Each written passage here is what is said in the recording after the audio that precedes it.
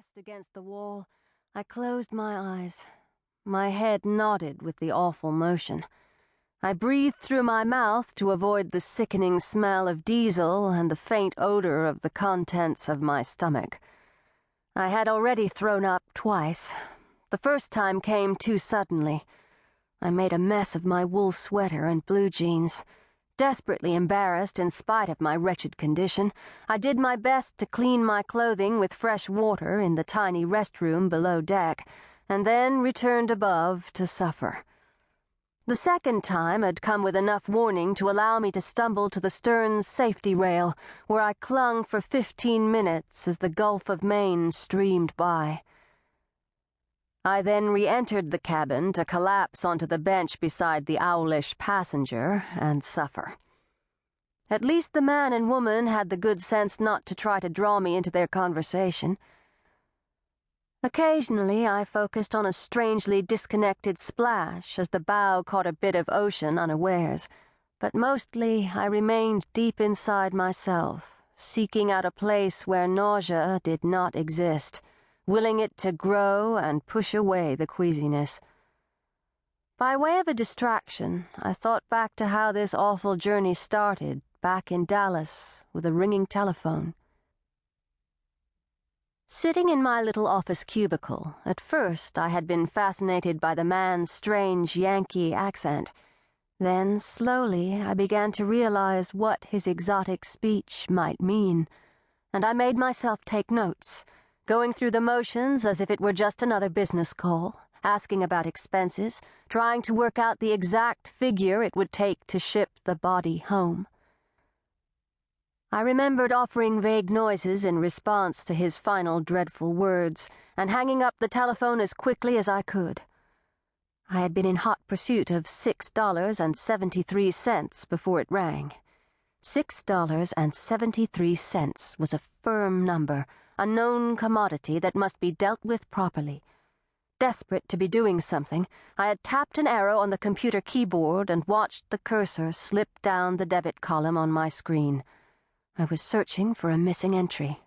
I needed to get back to that. I forced myself to focus. I would not stop in the middle of a ledger, not when I was close to perfect reconciliation. Then came Kenneth's voice behind me. "Knock, knock." In defense against the mailboat nausea, I forced myself to think of Kenneth's face reflected on the computer screen, his square jaw and straight nose and teeth as white as photocopy paper, his movie star good looks. I had kept my back to him. If I showed my face, he could read my mind, I was sure of it. He had caught me staring more than once and smiled a knowing smile, and I had been ashamed. "So, Vera," said Kenneth, "that the Daimler thing?" "Uh-huh." "How's it coming?" "The ledger's balanced. I still have to figure out what they did wrong on the depreciation schedule." Although it had been a relief to speak of numbers, I wanted to get on with my work. I dared not let my situation show. The handsome man was my employer. Boundaries must be maintained. I kept my back to him and started typing.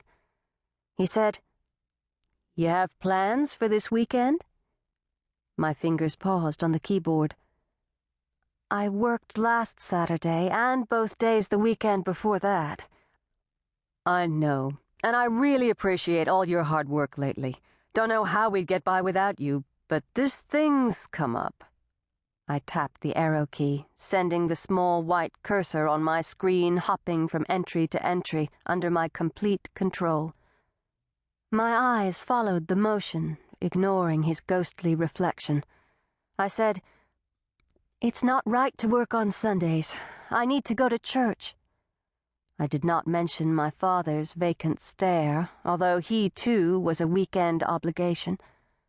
Kenneth said, "If it was anybody else, I'd say they'd have to spend all weekend on this. But hey, nobody's as fast as you, Vera. Put in a little overtime this week, you can get it done by end of day on Saturday. Then you can take Sunday off and be good and rested for the presentation Monday." "Presentation? But Monday's my birthday. You said I could take it off."